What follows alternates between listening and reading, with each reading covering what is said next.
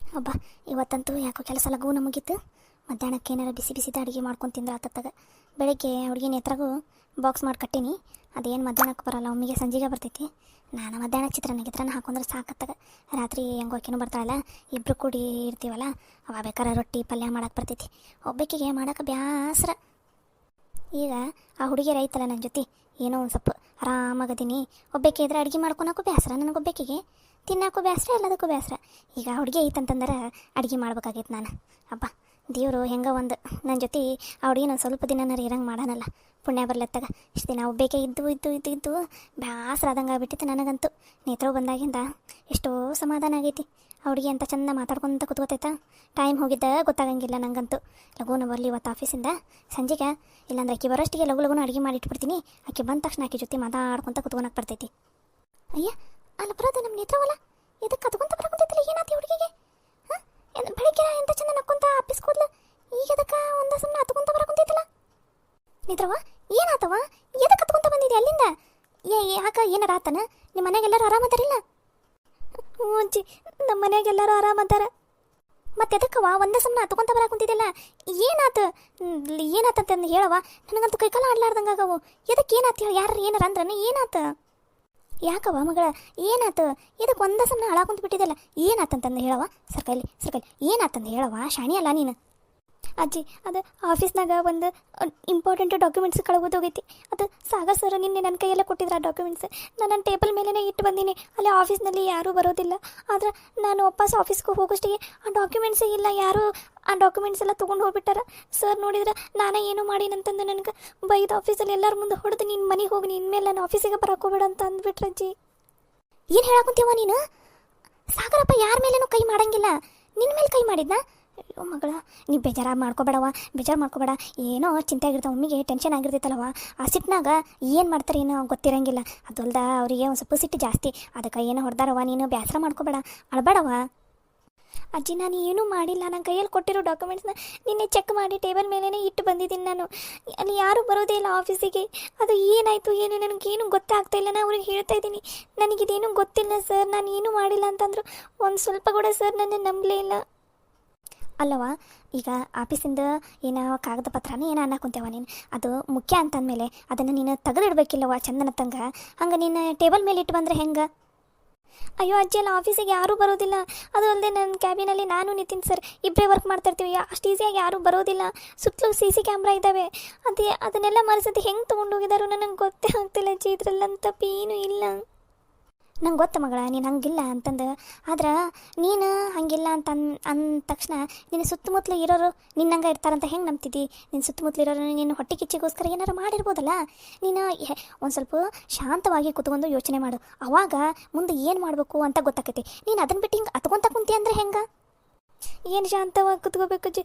ಎಲ್ಲರ ಮುಂದೂ ಹೊಡೆದ್ರು ಗೊತ್ತಾ ಆಫೀಸಲ್ಲಿ. ನನಗೆ ಎಷ್ಟು ಅವಮಾನ ಆಯಿತು ನನಗೆ. ನಾನು ಇನ್ನೊಂದ್ಸಲ ಆಫೀಸಿಗೆ ಕಾಲು ಇಡೋದಿಲ್ಲ, ನಾನು ಅವ್ರ ಮುಖನೂ ನೋಡೋದಿಲ್ಲ. ನೋಡು ನೀ ಮಾಡಾಕೊಂತಿದ್ದ ತಪ್ಪು. ಈಗ ಸಾಗರಪ್ಪರು ನಿಂಗೆ ಕೆನ್ನಿಗೆ ಹೊಡೆದಾರಲ್ಲ, ಅದು ತಪ್ಪೈತಿ. ಅದೇ ನಾನು ಸರಿ ಅಂತ ಹೇಳಾಕೊಂತಿಲ್ಲ. ಆದರೆ ಅವ್ರ ಜಾಗದಾಗ ನಿಂತು ಯೋಚನೆ ಮಾಡು. ಆಫೀಸಿಂದು ಅದು ಅಷ್ಟು ಮುಖ್ಯವಾಗಿರೋದು ಕಾಗದ ಪತ್ರನ ಕಳೆದೈತಂತ ಅಂದಮೇಲೆ ಅವರಿಗೆ ಸಿಟ್ಟು ಬರ್ತೈತಿಲ್ಲ. ನೀನೇ ಹೇಳು, ನೀನು ಆ ಜಾಗದಾಗ ನಿಂತ್ಕೊಂಡು ಯೋಚನೆ ಮಾಡು. ನೀನೇನಾರ ಈಗ ನನಗೆ ಅವ್ರು ಹೊಡೆದ್ರು, ನಾ ಇನ್ಮೇಲೆ ಆ ಆಫೀಸಿಗೆ ಹೋಗಂಗಿಲ್ಲ ಅಂತ ಅನ್ಕೊಂಡು ನೀನು ಇಲ್ಲೇ ಕೂತ್ಕೊಂಡೆ ಅಂದ್ರೆ ನೀನೇ ತಪ್ಪಿಗಷ್ಟೇ ಆಗ್ತಿದ್ದಿ, ಹೌದಿಲ್ಲ? ನಿಂದೇನೂ ತಪ್ಪಿಲ್ಲ ಅಂತಂದ್ರೆ ಅದನ್ನ ನೀ ಪ್ರೂವ್ ಮಾಡು. ಇದನ್ನು ಯಾರು ಮಾಡಾರ? ಇದು ನಿನ್ನ ಮೇಲೇ ಈ ಆಪಾದನೆ ಬರೋ ಹಂಗೆ ಮಾಡಿದವ್ರನ್ನ ಕಂಡಿಡಿ. ಆಮೇಲೆ ಅವ್ರನ್ನ ಕರ್ಕೊಂಡೋಗಿ ಸಾಗರ್ ಸರ್ ಮುಂದೆ ನಿಂದಿರ್ಸು, ಅವಾಗ ಗೊತ್ತಾಗೈತೆ ಅವರಿಗೆ ಹೌದು ನೇತ್ರ ಏನೂ ಮಾಡಿಲ್ಲ ಅಂತಂದು. ನೀ ಹಂಗೆ ಮಾಡು. ಅದನ್ನು ಬಿಟ್ಟು ನಾನು ಆಫೀಸಿಗೆ ಹೋಗಂಗಿಲ್ಲ ಇನ್ಮೇಲೆ, ನಾನು ಇಲ್ಲೇ ಇದ್ಬಿಡ್ತೀನಿ ಅಂತಂದ್ರೆ ಹೆಂಗೆ ಹೇಳವ? ಅಜ್ಜಿ ನಂಗೆ ಯಾಕೋ ಭಾಳ ಬೇಜಾರಾಗ್ತಾಯಿದೆ. ನಾನು ಸ್ವಲ್ಪ ಒಬ್ಬಾಕೆ ರೂಮ್ನಲ್ಲಿ ಇರ್ತೀನಿ ಅಜ್ಜಿ, ಪ್ಲೀಸ್. ಹ್ಞೂ ಆತವ, ಹೋಗು. ಒಂದು ಸ್ವಲ್ಪ ಕೊನೆಗೆ ಒಂದು ಸ್ವಲ್ಪ ಹೊತ್ತು ವಿಶ್ರಾಂತಿ ತಗೋ. ಆಮೇಲೆ ಏನು ಮಾಡಬೇಕು ಅಂತ ನಿನಗೆ ಗೊತ್ತಾಗೈತೆ, ಆಯಿತಾ? ಆಯ್ತಜ್ಜಿ. ಆರಾಮಿದ್ದು ಹುಡುಗಿ. ಯಾವ ಮಾಡಿದ್ದವನ ನೋಡಿ ಹಾಳಾಗೋಗ್ಲಿ. ಯಾವ ಮಾಡಿ ಈ ಹುಡುಗಿ ಮೇಲೆ ಹಾಕಿರೋದಂತೂ ನಿಜ. ಯಾವ ಮಾಡವ ಏನವು ಹಾಳಾಗೋಗ್ಲಿ. ಅವು ಲಘುನ ಸಿಕ್ಕಾಕೊಂಡು ಬಿಡಲಿ ಪಾಪ ನಮ್ಮ ನೇತ್ರವ್ಗ. ಒಳ್ಳೇದಾಗ್ಲಪ್ಪ. ಒಂದು ಸ್ವಲ್ಪ ಒಬ್ಬಾಕೆ ಇದ್ದು ವಿಶ್ರಾಂತಿ ತೊಗೊಂಡ್ರೆ ಅವಾಗ ಮುಂದೆ ಏನು ಮಾಡಬೇಕು ಅನ್ನೋದು ಆಕೆಗೆ ಅದು ಗೊತ್ತಾಕೈತಿ. ಈಗ ಸದ್ಯಕ್ಕೆ ನಾನು ಹೋಗಿ ಏನು ಮಾತಾಡೋದು ಬೇಡ.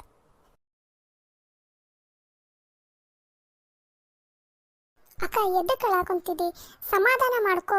ನೀನು ಹಿಂಗೆ ಕಂಟಿನ್ಯೂಸ್ ಆಗಿ ಅಳಾಕೊಂಡ್ರೆ ಎಲ್ಲ ಪ್ರಾಬ್ಲಮ್ಗೂ ಸೊಲ್ಯೂಷನ್ ಸಿಕ್ಬಿಡುತ್ತಾ? ನೀನ ಹೇಳು. ಮತ್ತೇನು ಮಾಡಲಿ ರಾಣಿ, ನಾನೇನು ತಪ್ಪು ಮಾಡಿಲ್ಲ, ನನ್ನ ಮೇಲೇ ಸುಳ್ಳು ಸುಳ್ಳು ಆಪಾದನೆ ಬರುತ್ತೆ, ನಾನು ಏನು ಮಾಡಲಿ?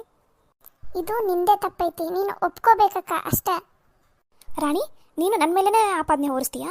ನಾನೇನು ಮಾಡಿದ್ದೀನಿ? ನಂದೇನು ತಪ್ಪು? ಅಲ್ಲಕ್ಕ, ಅಷ್ಟು ಇಂಪಾರ್ಟೆಂಟ್ ಡಾಕ್ಯುಮೆಂಟ್ಸ್ನ ಸಾಗರ್ ಅವರು ನಿನ್ನ ಕೈಯಾಗ ಕೊಟ್ಟಿದ್ದಾರಂತ ಅಂದಮೇಲೆ ನೀನು ಅದನ್ನು ಚಂದನಂಗೆ ಇಟ್ಕೋಬೇಕಿಲ್ಲ. ಟೇಬಲ್ ಮೇಲೇ ಎದಕ್ಕೆ ಇಟ್ಟು ಬಂದು ಇಲ್ಲಿ ಮನೆಗೆ ತೊಗೊಂಡು ಬರಬೇಕಾಗಿತ್ತು, ಇಲ್ಲ ಲಾಕರಲ್ಲಿಟ್ಟು ಲಾಕ್ ಮಾಡ್ಕೊಂಡು ಬರಬೇಕಾಗಿತ್ತು. ರಾಣಿ, ಅಲ್ಲ ಆಫೀಸಲ್ಲಿ ಯಾರೂ ಬರೋದೇ ಇಲ್ಲ. ಅದು ನನ್ನ ಟೇಬಲ್ ಮೇಲೆ ಎಷ್ಟೋ ಸಲ ನಾನು ಡಾಕ್ಯುಮೆಂಟ್ಸ್ ಇಟ್ಟು ಬಂದಿದ್ದೀನಿ.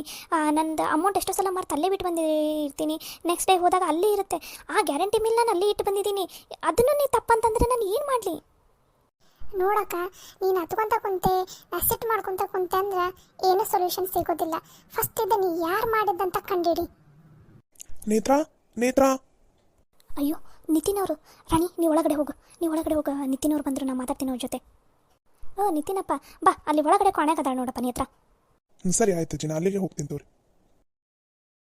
ಪ್ಲೀಸ್ ನೇತ್ರ ಅವ್ರಿ, ಬೇಸರ ಮಾಡ್ಕೋಬೇಡ್ರಿ. ನಿಮಗೇನು ಹೇಳಬೇಕು ನನಗೆ ಗೊತ್ತೇ ಆಗ್ತಾ ಇಲ್ಲ. ಇರಲಿ ಬಿಡ್ರಿ ನಿತಿನ್ ಅವರೇ, ಇದು ನನ್ನದೇ ತಪ್ಪು. ನಾ ತಪ್ಪು ಮಾಡಿದ್ದೀನಿ, ಅದಕ್ಕೆ ಅನುಭವಿಸ್ತಾ ಇದ್ದೀನಿ ಅಷ್ಟೇ. ನೀವೇನು ತಿಳ್ಕೊಳಕ್ಕೆ ಹೋಗ್ಬೇಡಿ. ನೀವ್ಯಾಕೆ ಬಂದಿದ್ದೀರಾ ಇಲ್ಲಿಗೆ? ಅಯ್ಯೋ ನೇತ್ರ ಅವ್ರಿ, ಡಾಕ್ಯುಮೆಂಟ್ಸ್ ಎಲ್ಲ ಕಳೆದಿದೆಯಲ್ಲ, ಅದಕ್ಕೋಸ್ಕರ ಇದು ಈ ಸುದ್ದಿ ಎಲ್ಲ ಚೇರ್ಮನ್ ಅವರಿಗೆ ಹೇಗೆ ಗೊತ್ತಾಗಿದೆಯೋ ಏನೋ ಗೊತ್ತಿಲ್ಲ. ಗೊತ್ತಾಗಿ ಆಫೀಸಿಗೆ ಬಂದು ಫುಲ್ಲು ಒದರಾಡ್ತಾ ಇದ್ದಾರೆ ಅಣ್ಣನ ಮೇಲೆ. ಅಣ್ಣ ಏನಾದರೂ ಇನ್ನು 2 ಡೇಸಲ್ಲಿ ಡಾಕ್ಯುಮೆಂಟ್ಸ್ ಎಲ್ಲ ಹುಡುಕಿ ಚೇರ್ಮನ್ ಅವರಿಗೆ ಸಬ್ಮಿಟ್ ಮಾಡಲಿಲ್ಲ ಅಂತಂದರೆ ಅಣ್ಣನೇ CEO ಪೋಸ್ಟಿಗೆ ರಿಸೈನ್ ಮಾಡಬೇಕು ಅಂತ ಹೇಳಿದ್ದಾರೆ. ಏನು, ಸಾಗರ್ ಅವರು CEO ಪೋಸ್ಟಿಗೆ ರಿಸೈನ್ ಮಾಡಬೇಕಂತ? ಹೌದು ನೇತ್ರ ಅವರೇ, ಅವು ಡಾಕ್ಯುಮೆಂಟ್ಸ್ ಭಾಳ ಇಂಪಾರ್ಟೆಂಟ್. ಅವನ್ನೇ ಕಳೆದೋಗ್ಬಿಟ್ಟಿದ್ದಾವಲ್ಲ. ಇವಾಗ ಈ ಸುದ್ದಿ ಏನಾದರೂ ಹೊರಗಡೆ ಮೀಡಿಯಾದವರಿಗೆಲ್ಲ ಗೊತ್ತಾದರೆ ಇವಾಗ ಭಾಳ ದೊಡ್ಡದರ ಆದಂತ ಆಗಿಬಿಡುತ್ತೆ. ಇವಾಗ ಹೇಗಾದರೂ ಮಾಡಿ 2 ಡೇಸಲ್ಲಿ ಆ ಡಾಕ್ಯುಮೆಂಟ್ಸ್ ಹುಡುಕ್ಲೇಬೇಕು ಅಣ್ಣ, ಇಲ್ಲಾಂದ್ರೆ ಭಾಳ ಕಷ್ಟ ಆಗುತ್ತೆ. ಅಯ್ಯೋ, ನನ್ನಿಂದಾಗಿ ಪಾಪ ಸಾಗರ್ ಅವರು ಪ್ರಾಬ್ಲಮಲ್ಲಿ ಸಿಕ್ಕಾಕೊಂಡ್ರ. ನನಗೆ ಏನು ಮಾಡಬೇಕು ಅಂತಲೇ ಗೊತ್ತಾಗ್ತಾ ಇಲ್ಲ. ಮೊದಲು ಹೋಗಿ ಅವ್ರ ಹತ್ರ ಸಾರಿ ಕೇಳ್ತೀನಿ. ಈ ಪ್ರಾಬ್ಲಮ್ನ ನಾನೇ ಹೇಗಾದರೂ ಸಾಲ್ವ್ ಮಾಡ್ತೀನಿ. ನೇತ್ರಾ, ನೇತ್ರಾ. ಅಯ್ಯೋ ಅಣ್ಣ, ನಾನೇನಾದರೂ ಇಲ್ಲಿಗೆ ಬಂದಿರೋದು ನಮ್ಮ ಅಣ್ಣನಿಗೆ ಗೊತ್ತಾದ್ರೆ ಅಷ್ಟೇ ನನ್ನ ಕತೆ. ಅಯ್ಯೋ ದೇವ್ರೆ, ಸಾಗರ್ ಅವರು ಇವಾಗ ಇಲ್ಲಿ ಬಂದು ಇಲ್ಲಿ ಏನೇನಂತಾರೋ ಏನು ಮಾಡ್ತಾರೋ, ನನಗಂತೂ ಸಿಕ್ಕಾಪಟ್ಟೆ ಭಯ ಆಗ್ತಿದೆ. ಅಯ್ಯೋ ನಿತಿನ್ ಅವರೇ, ನಿಮ್ಮನ್ನೇನಾದರೂ ಇಲ್ಲಿ ನೋಡಿಬಿಟ್ರೆ ಅಷ್ಟೇ ಮೊದಲೇ ಸಿಟ್ಟಿನಲ್ಲಿದ್ದಾರೆ. ಸರಿ, ನೀವು ಆ ಕಡೆ ಹೋಗಿ ಬಜೆಟ್ಗೆ ಹೋಗ್ರಿ. ಈ ಕಡೆ ಬಾತ್ರೂಮ್ ಇದೆ ನೋಡ್ರಿ, ಪ್ಲೀಸ್ ನಿತಿನ್ ಅವರೇ. ಅಯ್ಯೋ ನೇತ್ರ ಅವರೇ, ಆಫೀಸಲ್ಲಿ ಸುಳ್ಳು ಹೇಳಿ ಬಂದಿದ್ದೀನಿ ನಾನು, ಬೇರೆ ಕಡೆ ಏನೋ ಕೆಲಸ ಇದೆ ಅಂತ. ಇವಾಗ ಏನಾದರೂ ಇಲ್ಲಿ ನಮ್ಮ ಅಣ್ಣ ನೋಡ್ಬಿಟ್ರೆ ಅಷ್ಟೇ, ನಾನು ಆ ಕಡೆ ಮುಚ್ಚಿಟ್ಕೊಂಡಿರ್ತೀನಿ. ನೀವೇನು ಹೇಳಬೇಡಿ ಅಣ್ಣನ ಹತ್ರ. ಸರಿ ಬೇಗ ಹೋಗಿ. ನೇತ್ರ. ಅದು ಸರ್, ಬರ್ರಿ ಸರ್. ನೀನು ಮಾಡಿರೋ ಒಂದು ಎಡವಟ್ಟಿಗೆ ಇವಾಗ ನಾನು ಕಷ್ಟ ಅನುಭವಿಸ್ತಾ ಇದ್ದೀನಿ, ಗೊತ್ತಾ? ಸಾರಿ ಸರ್, ಗೊತ್ತಾಯಿತು ನನಗೆ. ನೀವು CEO ಪೋಸ್ಟಿಗೆ ರಿಸೈನ್ ಕೊಡಬೇಕಾಗತ್ತಂತೆ. ಏನಾದರೂ ಇನ್ನೂ 2 ಡೇಸಲ್ಲಿ ಆ ಡಾಕ್ಯುಮೆಂಟ್ಸ್ ಹುಡುಕಲಿಲ್ಲ ಅಂದರೆ ಸಾರಿ ಸರ್, ಇನ್ನೊಂದ್ಸಲ ಈ ಥರ ಮಾಡೋದಿಲ್ಲ ಸರ್. ಹೌದು, ನಾ ಬರ್ತಾ ಇರೋದು ಇವಾಗ. ನಿಂಗೆ ಈ ವಿಷಯ ಯಾರು ಹೇಳಿದ್ರು? ಅದು ಅದು ಅದು ಅದು ರಾಕೇಶ್ ಅವರು ಕಾಲ್ ಮಾಡಿ ಹೇಳಿದ್ರು ಸರ್. ಅಲ್ಲ ರೀ, ಒಂದು ಡಾಕ್ಯುಮೆಂಟ್ಸ್ನ ನಾನು ನೀಟಾಗಿ ಇಟ್ಕೊಳಕ್ಕೆ ಬರಲ್ಲ. ನಿಮಗೇನು ಹೇಳಬೇಕು ನಾನು? ಸಾರಿ ಸರ್, ಇದು ನನ್ನಿಂದಾನೇ ಆಗಿರೋದು ಎಡ್ವಟ್ಟು. ಇದನ್ನು ನಾನೇ ಸರಿ ಮಾಡ್ತೀನಿ ಸರ್. 2 ಡೇಸ್ ಅಲ್ಲ, ನಾನು ಒನ್ ಡೇನಲ್ಲಿ ಹೇಗಾದರೂ ಮಾಡಿ ಹುಡುಕ್ತೀನಿ ಸರ್. ಯವ್ವಾ ನೇತ್ರ ಅವ್ರೆ, ನಿಮ್ಮ ಮನೆಗೆ ಎಂಥ ದುಡ್ಡು ಬೇಕೈತ್ರಿ, ಅದನ್ನು ಓಡಿಸ್ಬೇಕಿಲ್ಲ. ಅಲ್ಲಿ ನೋಡ್ರಿ ಎಂಥ ದುಡ್ಡು ಬೇಕಿತ್ತಲ್ಲಿ ಒಳಗಡೆ. ಯಪ್ಪ ಅಮ್ಮ, ಒಂದು ಎದಿನ ದಸಕಂತು. ಅದು ಅದು ಅದು ನಿತಿನ್, ಅದು ಆ ಪಕ್ಕದ ಮನೆಯದು ಬೆಕ್ಕು. ಅವಾಗವಾಗ ಇಲ್ಲಿ ಬರೋದು ಹೋಗೋದು ಮಾಡ್ತಾ ಇರ್ತಾ. ನೀವು ಬೆಕ್ಕಿಗೂ ಹೆದರ್ತಿರಲ್ಲ. ಅಮ್ಮ ನೇತ್ರ ಅವ್ರೆ, ಎಷ್ಟು ದೊಡ್ಡದಿದೆ ಗೊತ್ತಾ ಅದು ಬೆಕ್ಕು? ಹ್ಞೂ ನಿತಿನ್, ಅದು ಸ್ವಲ್ಪ ದೊಡ್ಡದಿದೆ ಬೆಕ್ಕು. ಅವಾಗವಾಗ ಬಂದು ಹೋಗ್ತಾ ಇರುತ್ತಷ್ಟೇ, ಅದೇನೂ ಮಾಡೋದಿಲ್ಲ. ನಿತಿನ್, ನೀನೇನು ಮಾಡ್ತಾ ಇದೀಯಾ ಇಲ್ಲಿ? ಎಲ್ಲೋ ಹೊರಗಡೆ ಕೆಲಸ ಇದೆ ಅಂತ ಸುಳ್ಳು ಹೇಳಿ ಇಲ್ಲಿಗೆ ಬಂದಿದೀಯಾ? ಅದು ಅಣ್ಣ, ನೇತ್ರ ಅವರು ಬೇಜಾರಲ್ಲಿ ಇರ್ತಾರಲ್ಲ, ಅದಕ್ಕೋಸ್ಕರ ಒಂದು ಸ್ವಲ್ಪ ಸಮಾಧಾನ ಮಾಡಿ ಹೋದ್ರಾಯ್ತು ಅಂತ ಬಂದಿದ್ದೆ ಅಣ್ಣ ಅಷ್ಟೇ. ನಿನಗೆ ಗೊತ್ತಾದರೆ ಬೈತೀಯಾ ಅಂತ ನಿಂಗೆ ಹೇಳ್ದೇನೆ ಬಂದುಬಿಟ್ಟೆ ಅಣ್ಣ, ಸಾರಿ. ಏನಿಬ್ರು ಸೇರಿ ಆಟಾಡ್ತಾ ಇದ್ದೀರಾ? ನಿಜ ಹೇಳಿ, ಡಾಕ್ಯುಮೆಂಟ್ಸ್ನ ಏನು ಮಾಡಿದ್ರಿ? ನೀವು ಇಬ್ಬರೇ ಏನಾದರೂ ಹರಿದಾಕಿದ್ರಾ? ನೇತ್ರ, ನನ್ನ ಮೇಲಿರೋ ಸಿಟ್ಟನ್ನು ಆ ಡಾಕ್ಯುಮೆಂಟ್ಸ್ ಮೇಲೆ ಹಾಕಿದೀಯಾ? ಮೊನ್ನೆ ನೀನು ಹೇಳಿದ್ದು ನಂಗೆ ನೆನಪಿಲ್ಲ ಅಂತ ಅಂದ್ಕೊಂಡಿದ್ಯಾ? ಸರ್, ಹೇಗಾದರೂ ಮಾಡಿ ಈ ಆಫೀಸ್ ಬಿಟ್ಟು ನೀವೇ ನನ್ನನ್ನು ಹೋಗೋ ಹಾಗೆ ಮಾಡ್ತೀನಿ ಅಂತ ಹೇಳಿದ್ದಿಲ್ಲ. ಅದಕ್ಕೆ ನಾ ಇದೆಲ್ಲ ಪ್ಲ್ಯಾನು. ಯಾಕೆ ಈ ಥರ ಮಾಡಿದೆ? ಆ ಡಾಕ್ಯುಮೆಂಟ್ಸ್ ಎಲ್ಲಿದೆ ನನಗೆ ಕೊಟ್ಬಿಡು. ನನಗೆ ಸಿಟ್ಟು ಬರ್ಸೋದಕ್ಕೆ ಹೋಗಬೇಡ ನೇತ್ರ. ಸರ್, ಇಲ್ಲ ಸರ್, ನಾನು ಡಾಕ್ಯುಮೆಂಟ್ಸ್ ತೊಗೊಂಡಿಲ್ಲ ಸರ್. ಈ ಥರ ಎಲ್ಲ ನಾನು ಯಾಕೆ ಮಾಡಲಿ ಸರ್? ನನಗಿಷ್ಟ ಇಲ್ಲ ಅಂದರೆ ನಾನು ಬಿಟ್ಟು ಹೋಗ್ಬಿಡ್ತೀನಿ ಸರ್. ಅದನ್ನು ಬಿಟ್ಟು ಈ ಥರ ಎಲ್ಲ ಮಾಡೋದಕ್ಕೆ ಹೇಗಾದರೂ ಮನಸ್ಸು ಬರುತ್ತೆ ಸರ್. ಸ್ವಲ್ಪನಾದರೂ ನನ್ನ ನಂಬಿ ಸರ್, ನಾನು ಏನೂ ಮಾಡಿಲ್ಲ. ಸಾಗರ್, ಚರಣ್, ನೀನೇನಿಲ್ಲಿ? ಅಯ್ಯೋ ಸಾಗರ್, ಒಂದು ದೊಡ್ಡ ಎಡವಟ್ಟಾಗಿ ಹೋಗ್ಬಿಟ್ಟಿದೆ. ಎಡವಟ್ಟ? ಮತ್ತೇನಾಯಿತು? ಅಯ್ಯೋ, ಈ ವಿಷಯ ಎಲ್ಲ ಮೀಡಿಯಾದವ್ರಿಗೆ ಗೊತ್ತಾಗಿ ಮೀಡಿಯಾದವ್ರು ಎಲ್ಲರೂ ನಮ್ಮ ಆಫೀಸ್ ಮುಂದೆನೇ ನಿಂತಿದ್ದಾರೆ. ನೀನೇನಾದರೂ ಅಲ್ಲಿ ಇದ್ದಿದ್ದರೆ ಇವಾಗ ಅವ್ರಿಗೆ ಆನ್ಸರ್ ಮಾಡಿನೇ ನಿನಗೆ ಸಾಕಾಗಿ ಹೋಗ್ಬಿಟ್ಟಿರ್ತಿತ್ತು. ಏನು ಮೀಡಿಯಾದವ್ರಿಗೆ ಗೊತ್ತಾಯ್ತಾ? ಅದು ಹೇಗೆ ಗೊತ್ತಾಯ್ತು? ಅವ್ರಿಗೆ ಗೊತ್ತಾಗದೇ ಇರೋ ಹಾಗೆ ಮ್ಯಾನೇಜ್ ಮಾಡು ಅಂತ ಹೇಳಿದ್ದೆಲ್ಲ ನಿನಗೆ. ಇಲ್ಲ ಸಾಗರ್, ಅದು ಹೇಗೆ ಗೊತ್ತಾಗಿದೆ ಏನೋ ನನಗೆ ಗೊತ್ತಿಲ್ಲ. ಬಟ್ ಮೀಡಿಯಾದವ್ರು ಎಲ್ಲರೂ ನಿಮ್ಮ ಮನೆ ಮುಂದೆ ಆಮೇಲೆ ಆಫೀಸ್ ಮುಂದೆ ಎರಡೂ ಕಡೆ ಇದ್ದಾರೆ. ನೀನು ಇವತ್ತು ಹೇಗಾದರೂ ಮಾಡಿ ಇಲ್ಲೇ ಇರಬೇಕು. ನೀನೇನಾದರೂ ಹೊರಗಡೆ ಬಂದರೆ ಅಪ್ಪ ಇನ್ನೂ ದೊಡ್ಡ ಪ್ರಾಬ್ಲಮ್ ಆಗಿಬಿಡುತ್ತೆ. ಅಲ್ಲ ಚರಣ್ ಅವರೇ, ಈ ಸುದ್ದಿನೆಲ್ಲ ಹೊರಗಡೆ ಹಬ್ಬಿಸ್ತಾ ಇರೋದು ಯಾರು? ಅದೇ ಗೊತ್ತಾಗ್ತಿಲ್ಲ ನೇತ್ರ ಅವರೇ. ಯಾರೋ ಬೇಕಂತಾನೆ ಇದನ್ನೆಲ್ಲ ಪ್ಲ್ಯಾನ್ ಮಾಡ್ತಾ ಇದ್ದಾರೆ ಅಂತ ಅನಿಸ್ತಾ ಇದೆ ನನಗೆ. ಓ ಗಾಡ್, ಯಾವ ಕಡೆ ಅಂತ ಪ್ರಾಬ್ಲಮ್ ಸಾಲ್ವ್ ಮಾಡಲಿ ನಾನು? ಆ ಕಡೆ ಮೀಡಿಯಾದವರು, ಈ ಕಡೆ ಚೇರ್ಮನ್ ಅವರು, ಅಪ್ಪ ಈ ಕಡೆ ಶೇರ್ಸ್ ಹಾಕಿರೋ ಪಾರ್ಟ್ನರ್ಸು, ಅಪ್ಪ ಯಾವ ಕಡೆ ಅಂತ ಸಾಲ್ವ್ ಮಾಡಲಿ ನಾನು? ನನಗಂತೂ ಗೊತ್ತೇ ಆಗ್ತಾ ಇಲ್ಲ. ಸಾಗರ್, ನೀನು ಒಮ್ಮಿಗೆ ಏನು ಟೆನ್ಷನ್ ಮಾಡ್ಕೊಳ್ಳೋದಕ್ಕೆ ಹೋಗ್ಬೇಡ. ಇದಕ್ಕೇನಾದರೂ ಪ್ಲ್ಯಾನ್ ಮಾಡೋಣ. ಏನು ಪ್ಲ್ಯಾನ್ ಮಾಡೋದು ಚರಣ್? ಏನು ಮಾಡಬೇಕು ಅಂತಲೇ ಗೊತ್ತಾಗ್ತಾ ಇಲ್ಲ. ಡ್ಯಾಡಿನೂ ಫುಲ್ಲು ಸಿಟ್ಟು ಬಂದಿದ್ದಾರೆ ಗೊತ್ತಾ. ಇವಾಗ 2 ಡೇಸಲ್ಲಿ ಆ ಡಾಕ್ಯುಮೆಂಟ್ಸ್ ಎಲ್ಲ ಹುಡುಕಬೇಕು. ಆದರೆ ಇದನ್ನೆಲ್ಲ ಮಾಡಿರೋದು ಯಾರಂತಲೇ ಗೊತ್ತಾಗ್ತಾ ಇಲ್ಲ ನನಗೆ. ಸಾಗರ್, ಇವಾಗ ಸದ್ಯಕ್ಕೆ ನೀನು ಇಲ್ಲೇ ಇರು. ನಾನು ನಿತಿನ್ ಹೋಗಿ ಆಫೀಸಲ್ಲಿ ಇರೋದು ಎಲ್ಲನೂ ಮ್ಯಾನೇಜ್ ಮಾಡ್ತೀವಿ. ಮೀಡಿಯಾದವ್ರು ಎಲ್ಲರೂ ಹೋದ್ಮೇಲೆ ನಿನಗೆ ಕರಿತೀವಿ. ಅವಾಗ ಆಫೀಸಿಗೆ ಬಾ, ಓಕೆನಾ? ಹೌದು ಅಣ್ಣ, ಇವಾಗ ಮತ್ತೆ ಮೀಡಿಯಾದವ್ರು ಇಲ್ಲ ಅಂದರೆ ಒಂದಕ್ಕೊಂದು ಸಿಕ್ಕಾಪಟ್ಟೆ ಪ್ರಶ್ನೆ ಕೇಳ್ತಾರೆ, ತಲೆ ಎಲ್ಲ ಹಿಡಿಸ್ಬಿಡ್ತಾರೆ. ಮತ್ತೆ ನಿನಗೆ ಏನು ಮಾಡಬೇಕು ಅಂತ ಗೊತ್ತೇ ಆಗೋದಿಲ್ಲ ಮುಂದಕ್ಕೆ. ಅದಕ್ಕೋಸ್ಕರ ನೀನು ಇಲ್ಲೇ ಇರು. ನಾನು ಚರಣ್ ಹೋಗಿ ಆಫೀಸಲ್ಲೆಲ್ಲ ಮ್ಯಾನೇಜ್ ಮಾಡ್ತೀವಿ. ಓಕೆ, ನೀವಿಬ್ಬರು ಹೋಗಿ ಅಲ್ಲಿ ಮ್ಯಾನೇಜ್ ಮಾಡಿ. ನನಗೆ ಏನೇ ಇದ್ರೂ ಇಮ್ಮಿಡಿಯೇಟಾಗಿ ಕಾಲ್ ಮಾಡಿರಿ. ಏನೇ ಸಣ್ಣ ಕ್ಲೂ ಸಿಕ್ಕರೂ ನನಗೆ ಬೇಗ ಕಾಲ್ ಮಾಡಬೇಕು, ನನಗೆ ಬೇಗ ಇನ್ಫಾರ್ಮ್ ಮಾಡಬೇಕು, ಓಕೆನಾ? ಓಕೆ ಸಾಗರ್.